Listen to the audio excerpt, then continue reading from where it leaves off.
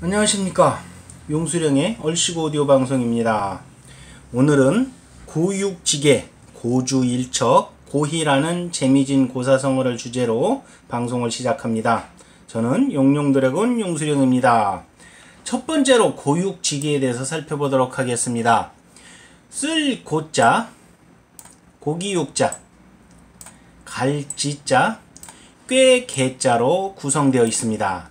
자기 몸을 상해가면서까지 어려운 상태를 벗어나기 위해 어쩔 수 없이 꾸며내는 개착이라는 뜻으로 삼국지연의, 즉 삼국지에 표현되어 있습니다.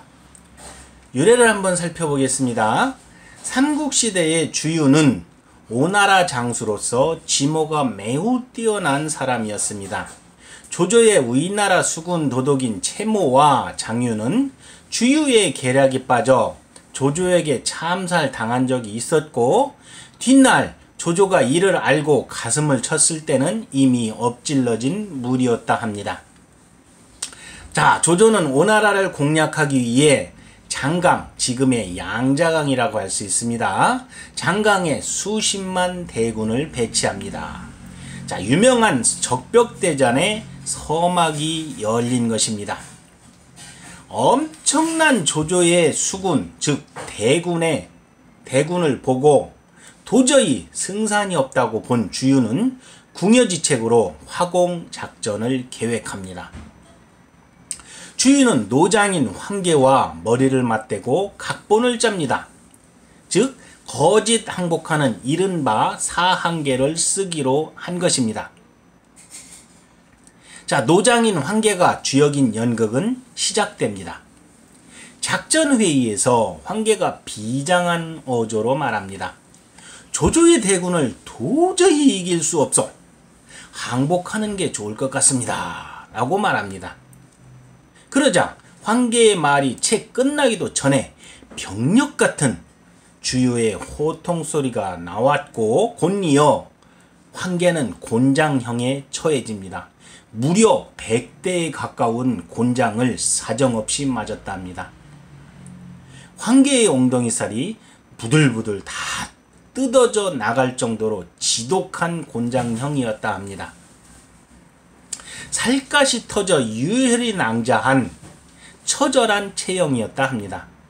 이 모습을 전해들은 총나라의 제갈량은 자신의 몸에 고통을 가하는 고육의 계책을 쓰지 않고는 도저히 조조를 속일 수 없었겠지 하고 이러한 상황을 예측하고 있다고 하였습니다.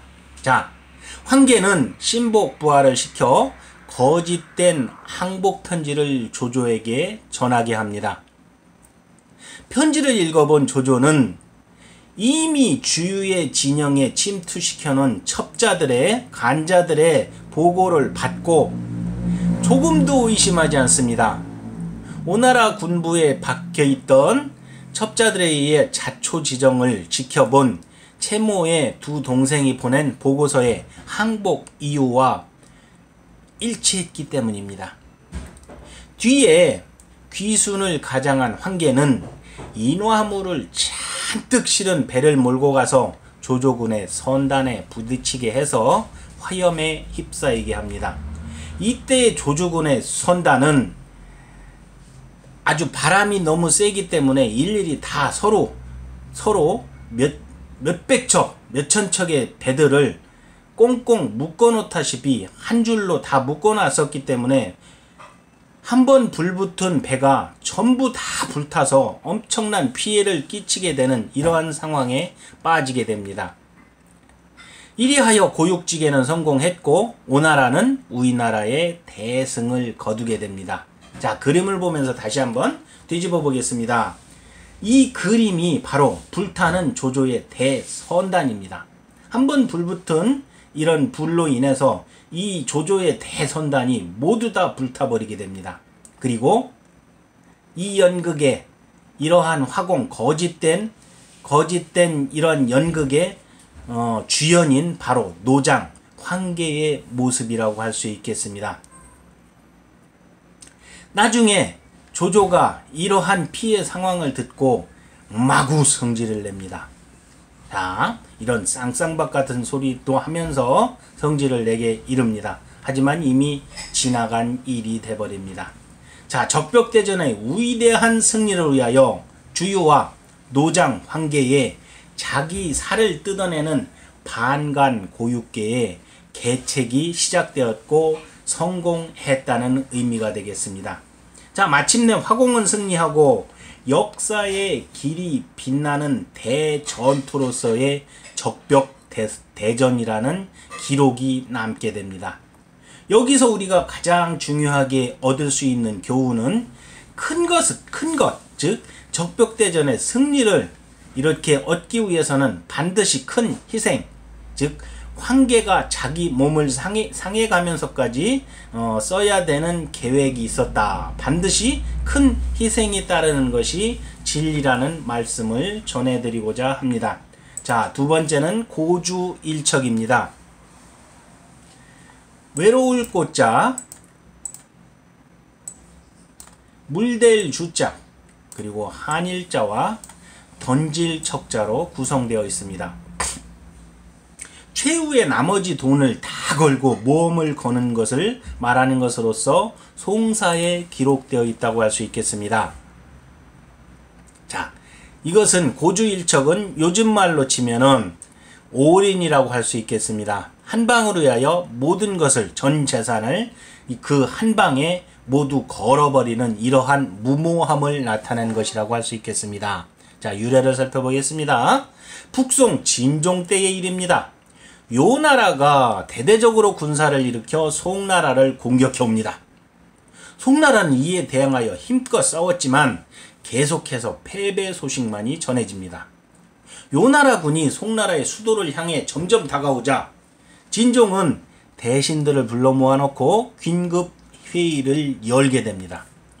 이 회의에서 당시의 재상이던 구준이 말합니다. 황제께서 직접 군사를 지휘하여 사기를 진작시키면 승리를 할 수 있을 것이옵니다. 황제는 구준의 의견대로 직접 군사를 진두지휘하여 전투에 나서게 됩니다. 그러자 잇따른 실패로 사기가 땅에 떨어졌던 병사들은 용기백배하여 싸우게 되고 승리를 거두고 전연의 맹약을 맺어 장기간의 평화를 이끌어냅니다. 이 일로 인해 구준에 대한 황제의 신임은 남달라집니다. 얼마 후 구준은 태자태부가 되기에도 이릅니다. 하지만 이러한 일에는 반드시 시기하고 질투하는 나쁜 놈들이 존재하게 됩니다. 그 자가 바로 왕흠약이라는 간신입니다. 왕간신은 틈만 나면 황제에게 구준을 헐뜯었습니다. 하루는 왕흠약이 진종과 함께 도박을 하게 되었습니다. 그는 절호의 기회라고 생각하고 이렇게 말합니다. 지금 폐하와 저는 도박을 하고 있습니다. 만일 계속해서 돈을 잃게 되면 가지고 있는 돈을 한 판에 다 거는 모험을 하게 되는데 이것을 고주라고 합니다.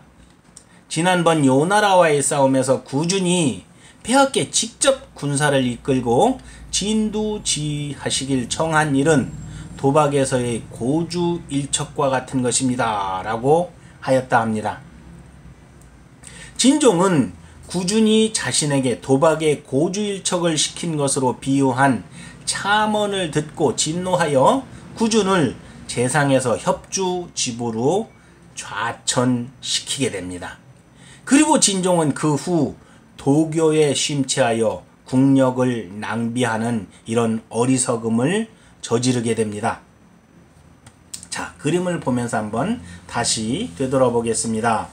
여기에서 지금 도박을 하고 있습니다. 모든 칩을 다 한 판에 다 걸어버리는 것을 바로 고주일척이라고 하게 됩니다. 그리고 요 오른편에는 아주 거대한 높디 높은 절벽 끄트머리에 한 사람이 서 있습니다. 이 사람은 한 발짝만 더 앞으로 나가게 되면 바로 절벽 밑으로 추락하게 되는 상황에 처하게 됩니다. 바로 백척간두의 상황이라고 할 수 있겠습니다. 전 재산을 이 한 판에 거는 것과 한 발 더 나아가서 절벽 밑으로 떨어지는 상황은 거의 유사한 긴급한 상황이라고 할 수 있겠습니다. 그러므로 우리가 여기서 이해할 수 있는 것은 게임 중독이나 도박 중독 그리고 마약 중독과 같은 이러한 모든 것들은 지나친 집착과 미련에서 비롯된다는 것을 바로 알아야 한다는 것입니다. 그리고 올인, 즉 도박에 한꺼번에 자기의 모든 전 재산이라든가 이런 것들을 건다는 것은 패가 망신의 지름길이라는 것도 반드시 기억해 주시기를 바랍니다. 이러한 도박은 어느 정도 선에서 멈출 줄 아는 이러한 현명함을 가져야 할 것이라고 강력하게 주장하는 바입니다. 그리고 또 하나, 계란을 한 바구니에 담지 말라라는 주식 투자의 진리 또한 명심해야 할 명언으로 기억하라 라는 말씀을 드리고자 합니다. 자, 이번에는 나이와 관련되어 있는 고희라는 고사 성어가 어떻게 생겼는지에 대해서 말씀드리도록 하겠습니다. 자, 옛 고자 그리고 드물 희자를 쓰게 됩니다. 나이가 70이 됐다는 뜻인데 두보의 시, 곡강에 나타나는 말이라고 할 수 있겠습니다. 사람이 70을 산다는 것이 예전에는 참으로 드물었다 합니다. 나이가 70이 된 것을 고희라고 쓰는데 인생 70은 예로부터 드물다라는 두보의 인생 70 고래희라는 시구에서 유래하여 70살을 일컫는 말이 되었다 할 수 있겠습니다. 즉 사람이 70을 산다는 것은 예로부터 드물었으니 70을 산 것은 옛부터 드문 일을 한 것이 되는 셈이다. 즉 70을 산 사람이 그렇게 많지 않다는 뜻이 되겠습니다. 두보의 이 구절이 나오는 곡강이수라는 제목의 두 번째 줄 시를 풀어보면 이렇게 되어 있습니다. 조정일이 끝나면 날마다 봄옷을 저당 잡혀 곡강가에서 술 마시고는 취해서 돌아오네. 술 외상은 어디에나 의례 있게 마련 아닌가. 인생 70 살기 어려우니 술이나 마시세. 꽃 사이에서 꿀을 빠는 나비는 자욱이 날아들고 물을 스치는 잠자리 떼는 한가로이 날고 있네. 이 내 심사 풍광의 시로 함께 흘러가니 잠시라도 서로 즐겨 어긋나지 말자꾸나. 참으로 편안한 심사라고 할 수 있겠습니다. 자, 이 시는 두보가 47살 때 지은 것이라고 합니다. 두보는 200과 더불어 당시단의 쌍벽을 이룬 사람입니다. 이런 두보는 나이 47세가 되어서야 좌습유라는 벼슬자리에 오르게 됩니다. 그러나 어지러운 정국과 부패한 관료사회에 실망하게 된 두보는 관직 생활보다는 시를 짓는 시작에 더 마음을 두었으며 매일같이 답답한 가슴을 달래기 위해 술이나 마시면서 아름다운 자연을 상대로 시간을 보냈다 합니다. 곡강은 수도 장안의 중심지에 있는 유명한 연못 이름입니다. 풍광이 아름답기로, 즉 경치가 아름답기로 유명했으며 특히 봄이면 꽃을 찾는 사람들로 붐비었다고 합니다. 곡강가에서 1년간 머물며 몇 편의 시를 남겼는데 곡강이란 칠언율시 2편도 그때 지은 것이라 합니다. 두 번째 작품에 고희가 나오게 됩니다. 이 시의 뜻은 요즘은 조정에서 돌아오면 매일 곡강가로 가서 옷을 잡히고 마냥 술이 취해 돌아오곤 한다. 술꾼이 술빚을 지는 것은, 즉 외상값을 지는 것은 너무나 당연한 일로 내가 가는 술집마다 외상값이 밀려있다. 하지만 내가 살면 몇 해나 더 살겠는가. 옛부터 말하기를 사람은 70을 살기가 어렵다고 하지 않았더냐. 꽃밭 사이를 깊숙이 누비며 지나가는 호랑나비도 제철을 만난 듯 즐겁게 보이고 날개를 물에 적시며 날아다니는 잠자리도 제 세상을 만난 듯 기운차 보이기만 한다. 나는 이 약동하는 대자연의 풍광과 소리 없는 말을 주고받는다. 우리 함께 자연과 더불어 흘러가면서 잠시나마 서로 위로하며 즐겨보자꾸나 하고 이렇게 읊어댑니다. 인생 70 고래희란 말은 한간에 전해 내려오는 말을 그대로 두보가 시에 옮긴 것이라고 합니다. 어쨌든 이 말은 두보의 시로 인해서 깊은 의미를 지니게 됩니다. 이 시에서 고희라는 말이 나왔지만 작자 자신은 고희 즉 70과는 거리가 먼 59세로 생을 마감하게 됩니다. 한편 논어의정편에서 나온 말로 공자가 일생을 회고하면서 자신의 학문 수양의 발전 과정을 이렇게 말하고 있습니다. 나는 15세, 즉 공자는 15세 학문의 뜻을 두었고 30의 뜻을 확고하게 세웠으며 40에 무엇에도 미혹되지 않았고 50에는 하늘의 뜻이 무엇인지 알았으며 60에는 무슨 소리를 들어도 귀에 걸림이 없었으며 70에는 마음이 내키는 대로 쫓아 했지만 법도를 벗어나 본 적이 없었다. 이때부터 지학은 15세를 이렇게 여러 가지로 하게 됐는데 여기 그림으로 한번 옮겨가겠습니다. 지금이야 100세 시대가 자연스러운 현상이라지만 옛날에 70을 산다는 것은 상당히 드문 일이었다 합니다. 따라서 70세에 이르면 가족은 물론이고 동네 장치로까지 크게 연회를 열고 기뻐하던 시절이 있었다 합니다. 축 고희라고 여기 써 있습니다. 자, 그러면 지금부터 나이별로 칭하게 되는 그런 명칭을 한번 알아보도록 하겠습니다. 학문의 뜻을 두는 나이라 해서 15세를 지학이라고 합니다. 뜻지자에 배울 학자를 쓰게 됩니다. 그리고 남자 나이 20살을 뜻하는 20세를 약관이라 합니다. 아마 많이 들어보셨을 것이라고 할 수 있겠습니다. 그리고 모든 기초를 세우는 나이인 30세를 이립이라 합니다. 그리고 사물의 이치를 터득하고 세상 일에 흔들리지 않는다 하여 40세를 부로, 상자를 십자 4개와 팔자 하나인 글자로 파자하여 48세를 나타내는 것을 상수라 합니다. 주로 중국어 즉 한자는 파자가 많습니다. 일일이 파자하여 즉 글자를 분해하여 뜻을 의미를 두는 이러한 행위들을 중국에서는 많이 하고 있습니다. 그리고 다음에 천명을 아는 나이라는 뜻으로 50세를 지천명이라 합니다. 인생의 경륜이 쌓이고 사려와 판단이 성숙하여 남의 말을 잘 받아들이는 나이를 60세 이순이라 합니다. 귀가 열린다는 의미가 되겠습니다. 그리고 일갑자, 여기서 일갑자는 60년입니다. 즉 일갑자 60년이 돌아왔다 하여 환갑, 회갑 또는 경축하여 화갑이라고도 합니다.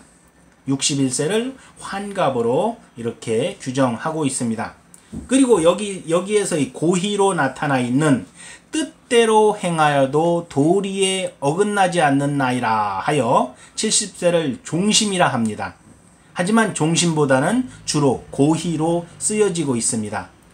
그리고 희자를 7이 3번 겹쳤다고 해석하는 77세를 희수라 합니다. 그리고 산자를 8과 10의 파자로 해석하는 80세를 산수라 합니다. 그리고 81세를 90세까지 살기를 바란다 하여 망구라 합니다. 바랄망 90을 바란다 하여 망구라고 81세를 표현합니다. 그리고 미자를 8과 10과 8의 파자로 해석해서 88세를 미수라 표현하고 있습니다. 그리고 졸자를 9와 10의 파자로 해석해서 90세를 졸수라 합니다. 그리고 마침내 91세에 이르게 되면 100살까지 살기를 바란다 하여 망백이라 합니다. 자, 81세에서 90세를 바란다 하여 망구라 하였고 91세에서 100살까지 살기를 바란다 하여 망백이라 하였습니다. 자, 하나는 열을 향하는 첫 시작입니다. 그러므로 하나가 시작되면 처음 시작된다는 의미로 마지막까지 가고자 하는 강력한 염원을 바란다. 그래서 이 바랄 망자를 써서 주로 망구나 망백 이런 말들을 많이 쓰게 됩니다. 그리고 일백백자에서 한일자를 빼서 흰백자가 되어 99세를 백수라 합니다. 흰백자, 백수. 하나, 즉 한일자만 더하게 되면 바로 백수, 백살이 되게 된다는 의미에서 한일자를 빼서 백수라고 할 수 있습니다. 여기서의 백수는 흰백, 손수자를 쓰는 아무런 일도 하지 않는 그런 백수하고는 전혀 뜻이 다른 천양지차의 이런 의미를 갖고 있다고 할 수 있습니다.